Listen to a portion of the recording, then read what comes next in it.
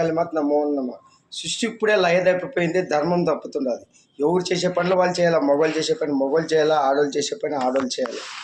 ఇదంతా మన ఆయన ఆజ్ఞాదాయంగా వీరభద్ర వీరభోసంతుడు వస్తున్నాడు భద్రకాళమాత రూపంలో.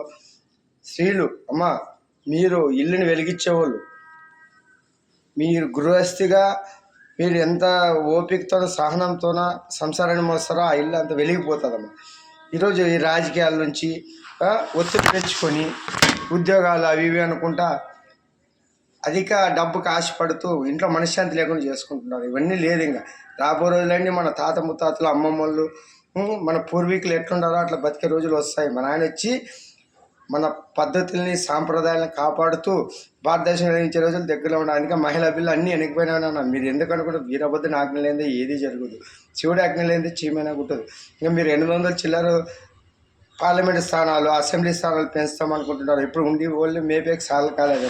ఇప్పటికే డబ్బు ఎంత దోచుకుంటున్నారో దాచుకుంటున్నారు. రాజకీయ పరంగా 50 కోట్లు ఖర్చు పెట్టామో 100 కోట్ల సంపాదన 1000 కోట్ల సంపాదన అన్నిట్లో దూరి వ్యవస్థను నాశనం చేస్తున్నారు. ఏం మరిచారా? రాజకీయం అనేది ఒక సంపద అయిపోయింది, ఒక వ్యాపారం అయిపోయింది. ఇది సేవ కాదరా. ఈ సేవ చేసేది అవసరం ఎవరు లేదు. ఇంకా మత్సంగా కూర్చోండి ఇంట్లో, ఎవడు పని వాడు చేసుకోండి. మన ఆయన వీరభోసంతాలు ఋషికొండలు ఆశ్రమం చేసుకొని పాలించే రోజులు దగ్గరలో ఉన్న ఐపీఎస్ ఐఎస్ఎల్తో పాలిస్తాడు. ఇది వీరభద్రుని శాసనం రా. అందుకే ఇప్పుడు బీజేపీకి కూడా వాళ్ళు పొగరు అనుస్తున్నాడు. ఎందుకంటే ఒకప్పుడు మీ విర్రవీగినారన్నమాట. వీరభద్రుడు ఆజ్ఞ ఉంది, వీరభద్రుడు నీడ ఉంది కాబట్టి మీరు ఇన్ని రోజులు కాపాడబడినారు, ఇన్ని రోజులు మిమ్మల్ని వెలిగించాడు. మీ నుంచి భారతదేశం వెలుగుతుంటుంది ఒక భ్రమ. శివుడు ఆజ్ఞ లేనిదే చీమైనా కూడా శివుడు త్రిశూల ద్వారా వీరభద్రుడు వీరభోసంతరాలు వచ్చాడు కాబట్టి ఈరోజు ప్రపంచ దేశాల నుంచి మనల్ని చూసి భయపడుతున్నాయి. ఆర్థిక మాధ్యమంలో మనం ముందు పోయి 3వ స్థానం చేరుకుంటుంటాం.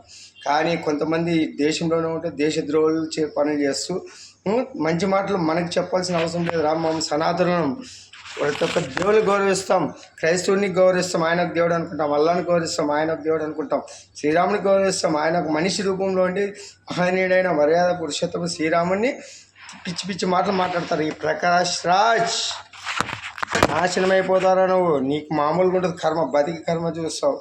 జై భద్రకాళి మాత నమో నమః.